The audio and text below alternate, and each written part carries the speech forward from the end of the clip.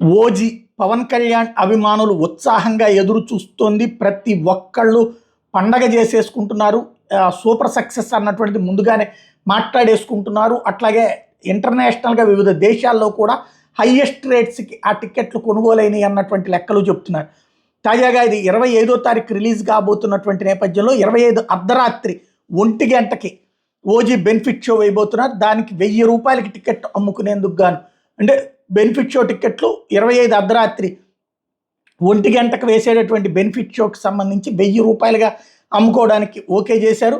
ఆ range ticket అమ్ముకోవడానికి. అట్లాగే సింగిల్ స్క్రీన్లో ఏదైతే ఒకటే స్క్రీన్ అంటే చిన్న మామూలు సింగిల్గా ఉండేటటువంటి థియేటర్లో 125 రూపాయలు టికెట్ పెంచుకోవడానికి అనుమతి ఇచ్చారు. అట్లాగే మల్టీప్లెక్స్లో 150 రూపాయలు పెంచుకునేందుకు అనుమతి ఇచ్చారు.